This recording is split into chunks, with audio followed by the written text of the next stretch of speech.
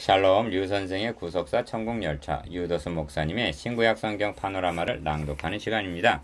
지금은 마태복음 파노라마 4장입니다. 그리스도의 사역을 시작하심. 요절은 17절. 이때부터 예수께서 비로소 전파하여 가라사대 회개하라 천국이 가까웠느니라 하시더라. 4장은 주님께서 공생에 접어들어 사역을 시작하신 내용입니다.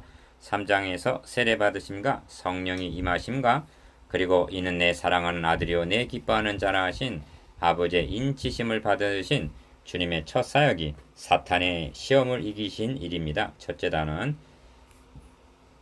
이는 둘째 사람의 사역이 첫째 사람이 고린도전서 15장 47절 넘어진 그 지점에서 시작되고 있음을 보여줍니다. 그리고 갈릴리 가버나움을 첫 사역의 무대 둘째 단원으로 삼으시고 갈릴리에서 물고기 잡던 어부들을 사람을 낚는 어부가 되게 하리라 하고 셋째 단원 제자로 삼으십니다. 이것이 사장의 대의입니다. 이를 세 단원으로 나누어 상고하겠습니다. 첫째 단원 1절에서 11절 사탄의 시험을 이기심. 둘째 단원 12절에서 17절 갈릴리 가버나움에서 전파하심. 셋째 단원 18절에서 25절 갈릴리 어부를 제자로 삼으심. 첫째 단원 1절에서 11절 사탄의 시험을 이기심. 그때 예수께서 성령에 끌려 마귀에게 시험을 받으러 광야로 가사 1절 1. 그리스도의 첫 사역이 마귀의 시험을 받으신 일이라면 의외라 여기시겠습니까? 어찌하여 사탄의 시험을 이기는 것이 첫 사역이라 할 수가 있는가? 그때 예수께서 성령에 이끌리어 합니다. 1절 상반절 우리의 상식으로는 성령은 마귀가 시험을 하려 해도 막아 주시는 분으로 인식하고 있습니다. 그런데 성령에게 이끌려 시험을 받으시러 광야로 가셨다는 것은 대번에 이 일이 일반적인 시험이 아님을 나타냅니다. 마가복음에서는 성령이 곧 예수를 광야로 몰아내신지라 합니다. 마가복음 1장 12절 2. 주님은 개인 자격으로 시험을 받으신 것이 아닙니다.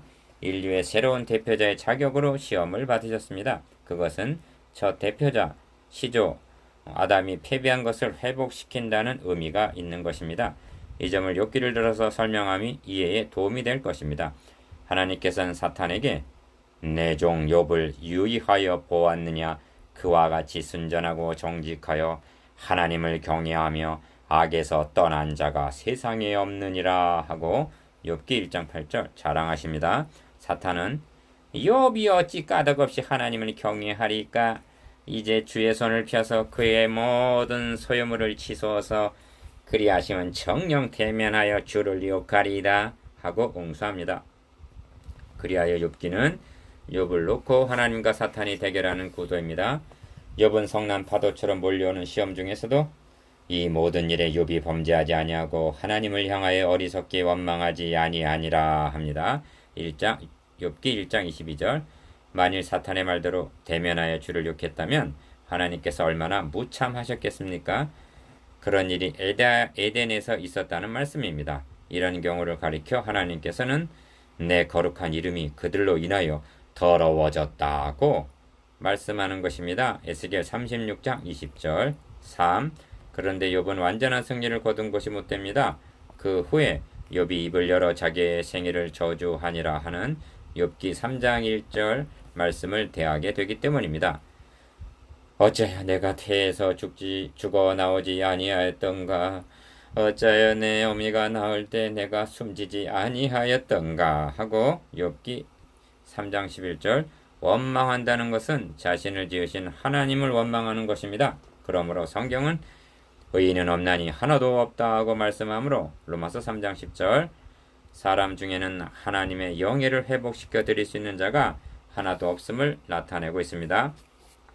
그러므로 임마누엘 하신 주님의 사역은 기어 사탄의 시험을 물리치시는 것으로 시작하여 니은 인류의 죄를 대속하심으로 다 이루었다 선언하시고 디귿 사망의 권세를 잡은 자 마귀를 이기시고 부활하심으로 완수가 되는 것입니다. 4. 그러므로 하나님의 자녀된 우리들이 명심해야 할 점은 주님께서 십자가의 고난을 감당하신 최우선적인 목적이 인간을 위한 것이 아니라 하나님 아버지의 영예를 위해서임을 명심해야만 합니다. 주님은 십자가를 앞에 놓고 아버지여 아버지의 이름을 영광스럽게 하옵소서 하고 기도하셨습니다. 요한복음 12장 28절 우리들에게 가르쳐 주신 기도문의 첫 제목은 아버지의 이름이 거룩히 여김을 받으시옵소서입니다. 구속사역에는 하나님의 거룩하신 영예가 걸려 있음을 인식한다는 것은 중요한 요점이 됩니다.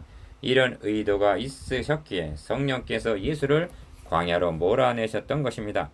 주님은 낙원에서 더럽힌 하나님의 이름을 광야에서 회복하심으로 하나님의 거룩하신 이름을 영화롭게 해드리신 것입니다. 이름을 영화롭게 하옵소서. 1. 시험을 받으러 광야로 가사 합니다. 1절 하반절. 성경에서 광야란 매우 상징적인 의미가 있습니다. 광야와 메마른 땅이 기뻐하며 사막이 백합화 같이 피어 즐거워하며 합니다. 이사야 35장 1절. 이는 광야, 메마른 땅, 사막 같은 심령들이 은혜로 소성함을 입어 기뻐할 것을 가리킵니다. 또한 광야는 에덴 낙원에서 추방당한 죄인들의 처소를 상징합니다. 이를 인식하는데 도움을 주는 시가 있습니다. 저희가 광야 사막길에서 방황하며 거할성을 찾지 못하고 줄이고 목마름으로 그 영혼이 속에서 피곤하였도다. 이에 저희가 그 근심 중에 여호와께 부르짖음에 그 고통에서 건지시고 또 바른 길로 인도하사 거할성에 이르게 하셨도다. 여호와의 인자하심과 인생에게 행하신 기이한 일을 인하여 그를 찬송할지라. 저가 사모하는 영혼을 만족해 하며 줄인 영혼에게 좋은 것으로 채워주심이로다. 시편 107편 4절에서 9절. 2. 또한 광야란 너희 하나님 여호와께서 이 40년 동안에 너로 광야의 길을 걷게 하신 것을 기억하라.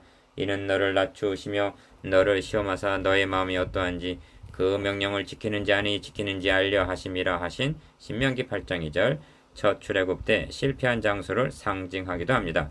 저희가 광야에서 그를 반항하며 사막에서 그를 슬프게 함이 몇 번인고 합니다. 시편 78편 40절. 광야는 불순종하다가 약속의 땅에 들어가지 못한 1세대들이 엎드려진 장소입니다. 주님의 사역은 이 지점에서 시작되었습니다. 이 출애굽의 이미지는 사탄의 시험을 물리칠 때 인용하신 성구를 통해서도 드러납니다. 결론적으로 주님께서 시험을 받으러 광야로 가셨다는 것은 바로 그곳에 죽기를 무수함으로 일생에 매여 종 노릇하는 우리들이 있었기 때문입니다. 히브리서 2장 15절. 3. 그러므로 주님께서 받으신 시험은 이런 구속사의 맥락에서 해석되어야만 그 의미를 바르게 인식할 수가 있는 것입니다. 사탄이 제기한 3가지 시험을 보십시오. 이것들은 주님에게 고통을 주는 시험이 아니라 그를 넘어뜨리려는 유혹이었음을 명심해야만 합니다. 주님께서 고난을 받고 죽임을 당하고 제3일에 살아나야 할 것을 말씀하셨을 때에도 베드로는 주님을 붙잡고 주여 그리 마옵소서 이 일이 결코 주에게 미치지 아니하리이다 하고 간했습니다. 주님은 베드로를 기특하게 여기신 것이 아니라 사탄아 내 뒤로 물러가라 너는 나를 넘어지게 하는 자로다 하고 혹독한 책망을 하셨습니다. 왜 그렇습니까? 하나님의 일을 생각지 아니하고 도리어 사람의 일을 생각했기 때문입니다. 마태복음 16장 21절에서 23절. 주님께서 사탄이 제기한 3가지 중 어느 한 가지만이라도 받아들이셨다면 주님은 유명인서가 되고 출세를 했을지 모릅니다. 그러나 그것은 그리스도를 이 땅에 보내신 하나님의 뜻을 이루는 길은 아니었던 것입니다. 사탄의 시험 1. 사탄의 첫 시험은 너가 만일 하나님의 아들이거든 명하여 이 돌들이 떡덩이가 되게 하라는 것입니다. 3절. 이 시험은 상황에 맞게 각색을 했을 뿐 내용 면에서는 인류의 첫 시조가 당한 시험과 동일한 것입니다. 아담 하와는 이 첫 시험에 넘어지고 말았습니다. 그러므로 아담의 후예들은 이 첫 시험에 코가 끼어있는 상태라고 말할 수가 있습니다. 이 점을 주님께서 무엇을 먹을까 무엇을 마실까 무엇을 입을까 하지 말라 이는 다 이방인 불신자들이 구하는 것이라 하신 6장 31절에서 32절 말씀을 통해서 깨달을 수가 있습니다. 그래서 사도 바울은 저희의 신은 배요 그 영광은 저희의 부끄러움에 있고 땅의 일을 생각하는 자라 했습니다. 빌립보서 3장 19절. 기어 예수께서 대답하여 가라사대 기록되었으되 사람이 떡으로만 살 것이 아니요 하나님의 입으로 나오는 모든 말씀으로 살 것이라 하였느니라 하고 물리치셨습니다. 4절. 먼저 주목할 점은 주님은 자신의 말로 응수한 것이 아니라는 점입니다. 기록하였으되 하고 하나님의 말씀 곧 성령의 검으로 물리치신 것입니다. 주님은 사탄을 물리칠 근거를 기사이적에서 구하신 것이 아니라 기록된 하나님의 말씀에 두셨습니다. 저 대표자와 다른 점이 어디에 있습니까? 그들은 하나님의 말씀을 믿지 않았습니다. 불순종은 곧 불신앙이었던 것입니다. 니은 주님은 3번 다 신명기에서 인용하셨음을 유념해야만 합니다. 신명기는 1세대들이 실패를 회상하는 배경에서 주어진 말씀입니다. 어째 1세대들이 약속의 땅에 들어가지 못하게 되었는가를 회고하면서 약속의 땅에 들어가서 어떻게 하나님을 섬겨야 할 것을 권면하는 내용입니다. 기록하였으되 너도 알지 못하며 너의 열조도 알지 못하던 만나를 너에게 먹이신 것은 사람이 떡으로만 사는 것이 아니오 여호와 입에서 나오는 모든 말씀으로 사는 줄을 너희로 알게 하려 하심이니라. 신명기 8장 3절. 즉 신령한 만나가 육신의 떡보다 우선한다는 말씀입니다. 그러므로 주님께서 인용하셔서 물리치신 말씀은 다름 아닌 물질로 시험을 받을 때에 우리들이 대답할 말씀인 것입니다. 이 사탄의 두 번째 시험은 너가 만일 하나님의 아들이거든 뛰어내리라 기록하였으되 저가 너를 위하여 그 사자들을 명하시리니 저희가 손으로 너를 받들어 발이 돌에 부딪히지 않게 하리로다 하였느니라 는 것입니다. 6절. 여기서 사탄의 간교함이 드러납니다. 주님께서 기록하였으되 하고 응수하니까 얼른 기록하였으되 하고 성구를 인용하여 반격을 가하는 것입니다. 사탄은 시편 91편 11절에서 12절의 내용을 인용했는데 어찌하여 많은 말씀 중에서 이 구절을 인용했느냐 하는 점을 주목하게 합니다. 그것은 이어지는 말씀 때문으로 여겨집니다. 다음 절은 너가 사자와 독사를 밟으며 젊은 사자와 뱀을 발로 누리리로다 하는 13절 말씀입니다. 이 말씀은 주님께서 제자들에게 사탄이 하늘로서 번개같이 떨어지는 것을 내가 보았노라. 내가 너에게 뱀과 전갈을 밟으며 원수의 모든 능력을 제어할 권세를 주었으니 너희를 해할 자가 결탄코 없으리라 하신 누가복음 10장 18절에서 19절 말씀과 뜻을 같이 합니다. 사탄은 자신이 여자의 후손에 의하여 정복당하게 될 것을 벌써 창세기 3장 15절부터 알고 있었습니다. 그리하여 이 구절은 가장 증오하는 말씀 중 하나였을 것입니다. 기어 또 기록되었으되 주 너의 하나님을 시험치 말라 하였느니라. 7절. 이 말씀은 너희가 마사에서 시험한 것 같이 너희의 하나님 여호와를 시험하지 말고 한 신명기 6장 16절의 인용입니다. 어찌 하나님을 시험하게 되는가? 사랑을 의심하기 때문입니다. 사탄의 간교한 작전은 하나님의 사랑을 의심케 함으로 이간을 붙이는 것입니다. 아담이 이에 넘어졌고 출애굽 당시도 이 시험에 넘어진 것입니다. 하나님은 내가 너희를 사랑하였노라 하시는데 인간은 주께서 어떻게 우리를 사랑하셨나이까 하고 말라기 1장 2절 항변을 하는 것입니다. 신앙생활에 있어서 가장 중요한 요점은 하나님께서 나를 사랑하심을 믿고 전폭적으로 의탁하는 일입니다. 그런데 하나님의 사랑을 의심하여 하나님이 나를 사랑하시는가를 알아보기 위해서 성전 꼭대기에서 뛰어내리려는 사람들은 지금도 많이 있습니다. 주 너의 하나님을 시험치 말라 하였느니라. 이 말씀은 다름 아닌 하나님의 사랑을 의심케 하려는 사탄의 시험에 우리들이 대답할 말씀인 것입니다. 저희가 광야에서 그를 반항하며 사막에서 그를 슬프시게 함이 몇 번인고 저희가 돌이켜 하나님을 제삼 시험하며 이스라엘의 거룩한 자를 격동하였도다. 저희가 그의 권능을 기억지 아니하며 대적에게서 구속하신 날도 생각지 아니하였도다. 시편 78편 40절에서 42절. 3. 사탄의 세 번째 시험은 천하만국과 그 영광을 보여주면서 만일 내게 엎드려 경배하면 이 모든 것을 너에게 주리라 하는 것입니다. 9절. 이것이 시험의 절정입니다. 어떻습니까? 천하만국과 그 영광을 얻을 수만 있다면 눈 딱 감고 한 번쯤 절해도 되는 것은 아닐까요? 오늘날은 출세 지상주의에 빠져 있습니다. 현대교회도 성장 위주에 올인하고 있습니다. 말하자면 뭐로 가도 서울만 가면 된다는 식입니다. 절 한 번 하기만 하면 큰 예배당을 주겠다고 말한다면 이 유혹을 뿌리칠 수 있는 목회자가 얼마나 될 것인가? 기어 사탄아 물러가라. 기록하였으되 주 너의 하나님께 경배하고 다만 그를 섬기라 하였느니라. 10절. 이 말씀은 너희 하나님 여호와를 경외하며 섬기며 그 이름으로 맹세할 것이라. 너희는 다른 신들 곧 너의 사면에 있는 백성의 신들을 좇지 말라 하신 신명기 6장 13절에서 14절까지의 인용입니다. 영광은 사탄이 주는 것도 평안히 얻어지는 것이 아닙니다. 고난 후에 주어지는 것입니다. 니은 절 한번 해서 평안한 목회를 할 수 있는 길과 머리 한번 숙이지를 않아 죽임을 당할 경우가 여러분 앞에 닥친다면 어느 길을 택할 것 같습니까? 이런 양자택일이 모르드기의 앞에도 에스더 3장 2절, 다니엘과 세 친구 앞에도 다니엘 3장 15절, 그리고 한국교회 앞에도 놓여 있었습니다. 혼동하지 마시기 바랍니다. 하나님을 버린 것이 아닙니다. 절도 하고 하나님도 섬기고 했습니다. 이것이 혼합 종교입니다. 이와 같이 저희가 여호와도 경외하고 또한 어디서부터 옮겨왔든지 그 민족의 풍속대로 자기의 신들도 섬겼더라 합니다. 열왕기하 17장 33절. 이제 생각해 보아야만 하겠습니다.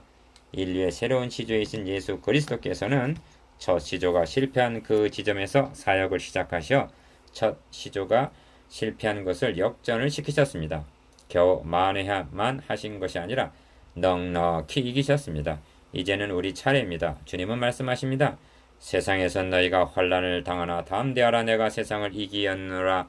요한복음 16장 33절. 주님의 군사들은 대장께서 승리해 놓으신 그 승리를 힘입어 승리할 수가 있는 것입니다. 성경은 말씀합니다. 대저 하나님께로서 난 자마다 세상을 이기느니라. 세상을 이긴 이김은 이것이니 우리의 믿음이라. 예수께서 하나님의 아들이심을 믿는 자가 아니면 세상을 이기는 자가 누구뇨? 요한일서 5장 4절에서 5절. 그렇다면 무엇으로 이기는가? 5. 기사이적이 아닙니다. 은사도 능력도 아닙니다. 주님께서 이기신 방법 그대로 기록하였으되 한 하나님의 말씀입니다. 그래서 사도 바울은 성령의 검 곧 하나님의 말씀을 가지라 명했던 것입니다. 에베소서 6장 17절. 그런데 심각한 우려는 만일 성도들의 마음속에 하나님의 말씀이 없다면 어찌 되겠습니까? 이는 무기 없이 싸우는 것과 같아서 백전백패할 수밖에 없는 것입니다. 6. 이에 마귀는 예수를 떠나고 천사들이 나와서 수종드니라. 11절. 마귀가 모든 시험을 다한 후에 얼마 동안 떠나니라. 누가복음 4장 13절. 그렇습니다. 떠난 것은 얼마 동안이었습니다. 그 후에 베드로를 통해서도 16장 23절, 가론 유다를 통해서도 누가복음 22장 3절 공격은 계속되었고 이제도 너희 대적 마귀가 우는 사자같이 두루 다니며 삼킬 자를 찾나니 하고 베드로전서 5장 8절 정신 차리라고 말씀하십니다. 둘째 단원 12절에서 17절 비로소 전파하심. 예수께서 요한의 잡힘을 들으시고 갈릴리로 물러가셨다가 12절 1. 나사렛을 떠나 스불론과 납달리 지경 해변에 있는 가버나움에 가서 사시니 합니다. 13절 주님은 갈릴리 가버나움을 첫 사역의 무대로 삼으신 것입니다. 기억 이는 선지자 이사야로 하신 말씀을 이루려 하심이라 하고 말씀합니다. 14절 이사야 선지자는 전에 고통하던 자에게는 흑암이 없으리로다. 옛적에는 여호와께서 스불론 땅과 납달리 땅으로 멸시를 당케 하셨더니 후에는 해변길과 요단 저편 이방의 갈릴리를 영화롭게 하셨느니라. 흑암에 행하던 백성이 큰 빛을 보고 사망의 그늘진 땅에 거하던 자에게 빛이 비치도다 하고 이사야 9장 1절에서 2절 예언을 했습니다. 이사야는 이 말씀을 이는 한 아기가 우리에게 낳고 한 아들을 우리에게 주신 바 되었는데 한 이사야 9장 6절 메시아 예언의 문맥에서 말씀했던 것입니다. 이 말씀이 성취되었다는 말씀입니다. 이곳은 북쪽 변두리 지역으로 이방 군대 침략이 자주 있었던 곳입니다. 그래서 전에 고통하던 자라고 말씀하는 것입니다. 전에 고통하던 자, 흑암에 앉은 백성이 어찌 저들 뿐이겠습니까? 우리는 사탄의 군사들에 의해서 늘 고통을 당하던 자들입니다. 복음의 빛이 이런 자들에게 비춰진 것입니다. 사도 바울은 어두운 데서 빛이 비치리라 하시던 그 하나님께서 예수 그리스도의 얼굴에 있는 하나님의 영광을 아는 빛을 우리 마음에 비치셨느니라 합니다. 고린도후서 4장 6절 하나님께서 언제 빛이 있으라 하셨는가? 땅이 혼돈하고 공허하며 흑암이 기품 위에 있을 때입니다. 창세기 1장 2절. 바로 우리들의 심령이 그런 상태, 곧 흑암에 앉은 상태에 있을 때에 그리스도의 영광의 복음의 광채는 비춰졌던 것입니다. 3. 이때부터 예수께서 비로소 전파하여 가라 하사대 회개하라 천국이 가까웠느니라 하시더라. 17절. 전파하신 내용은 세례 요한의 문장과 같으나 3장 2절. 그 의미는 전혀 다른 것입니다. 요한은 기억 내 뒤에 오시는 이가 있다고 말하면서 3장 11절 가까웠느니라 했으나 주님은 실체로 나타나셔서 천국이 가까웠느니라 하셨기 때문입니다. 니은 비로소 전파하셨다는 이 비로소는 한 획을 긋는 분기점을 의미합니다. 율법 시대가 지내고 새로운 복음 시대가 도래했다는 말씀입니다. 우리는 그런 분기점을 16장 21절에 가서 또다시 대하게 될 것입니다. 이때로부터 예수 그리스도께서 자기가 예루살렘에 올라가 장로들과 대제사장들과 서기관들에게 많은 고난을 받고 죽임을 당하고 제3일에 살아나야 할 것을 제자들에게 비로소 가르치시니 합니다. 4장으로부터 이곳 16장까지는 주로 예수가 누구이신가를 증거하는데 초점을 맞추고 있고 16장부터는 예수 그리스도가 왜 오셨는가를 증거하는 데 초점을 맞추고 있기 때문입니다. 셋째 단원 18절에서 25절 갈릴리 어부들을 제자로 삼으심. 갈릴리 해변에 다니시다가 두 형제 곧 베드로라 하는 시몬과 그 형제 안드레가 바다에 금을 던지는 것을 보시니 저희는 어부라. 18절 1. 나를 따라오너라 내가 너희로 사람을 낚는 어부가 되게 하리라 하고 부르십니다. 19절 거기서 더 가시다가 다른 두 형제 곧 세베대의 아들 야고보와 그 형제 요한이 그 붙인 세베대와 한 가지로 배에서 금을 깁는 것을 보시고 부르시니 합니다. 21절 주님은 베드로, 안드레, 야고보, 요한 이렇게 어부 4명을 제자로 부르신 것입니다. 여기 중요한 요점이 있습니다. 그것은 소명과 사명입니다. 이에 대한 남다른 감격과 확신이 있었던 사람은 바울입니다. 기억 예수 그리스도의 종 바울은 합니다. 모든 그리스도인들이란 그분께서 값을 주고 사신 종들입니다. 니은 사도로 부르심을 받아 합니다. 그 종들 중에서 자신은 사도로 불러주셨다는 것입니다. 이것이 소명입니다. 디귿 하나님의 복음을 위하여 택정함을 입었으니 합니다. 로마서 1장 1절 이것이 바울에게 맡겨진 사명입니다. 오늘날은 이 소명의식과 사명감이 흔들리고 있는 시대라고 말해도 과언이 아닙니다. 소명감과 사명감만 확고하다면 그러나 이 모든 일에 우리를 사랑하신 이로 말미암아 우리가 넉넉히 이기느니라 하고 말할 수가 있는 것입니다. 로마서 8장 37절 3. 또 하나 중대한 문제가 있는데 그것은 하나님의 주권입니다. 그 점이 내가 너희로 사람을 낚는 어부가 되게 하리라 하는 말씀에 나타나 있습니다. 성경을 상고하다가 내가 뭐뭐 하리라는 주권적인 말씀을 대하게 되면 옷깃을 여미는 심정으로 받아야 하는 말씀입니다. 기억 일리의 시조가 마귀의 유혹에 넘어졌을 때 내가 너로 여자와 원수가 되게 하고 너의 후손도 여자의 후손과 원수가 되게 하리니 창세기 3장 15절 라고 선언하셨습니다. 니은 아브라함에게 내가 너로 큰 민족을 이루고 너에게 복을 지어 너의 이름을 창대케 하리니 하고 언약하셨습니다. 창세기 12장 2절 디귿 다윗에게도 내가 너의 몸에서 낳을 자식을 너의 뒤에 세워 그 나라를 견고케 하리라 하고 사무엘하 7장 12절 언약을 세워 주셨습니다. 이 언약은 파하여 져서도 안되고 파하여 질 수도 없는 것입니다. 왜냐하면 이는 하나님께서 주권적으로 세워주신 은혜 언약이기 때문입니다. 구속사란 이 주권적인 언약을 묵묵히 이루어 오신 역사인 것입니다. 4. 그런데 주님께서 내가 너희로 사람을 낚는 어부가 되게 하리니 하고 19절 내가 뭐뭐 하겠다고 말씀하시는 것입니다. 갈릴리 어부들에게 무슨 자격이나 능력이 있어서 사람을 낚는 어부가 되는 것이 아닙니다.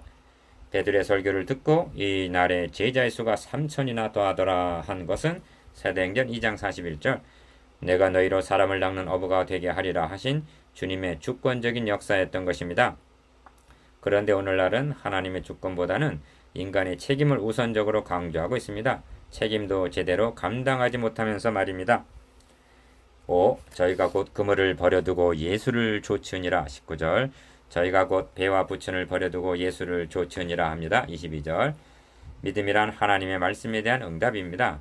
이에 아브라함이 여호와의 말씀을 좇아갔고 합니다. 창세기 12장 4절. 아담하와가 금하신 과실을 따먹었다는 것은 행위에 앞서 말씀을 좇지 아니한 불신앙이 먼저였음을 유념해야만 합니다. 6. 예수께서 온 갈릴리에 두루 다니사 저희 회당에서 가르치시며 전국 복음을 전파하시며 백성 중에 모든 병과 모든 약한 것을 고치시니 합니다. 23절. 이는 목회의 모델이라 할 수가 있습니다. 기억.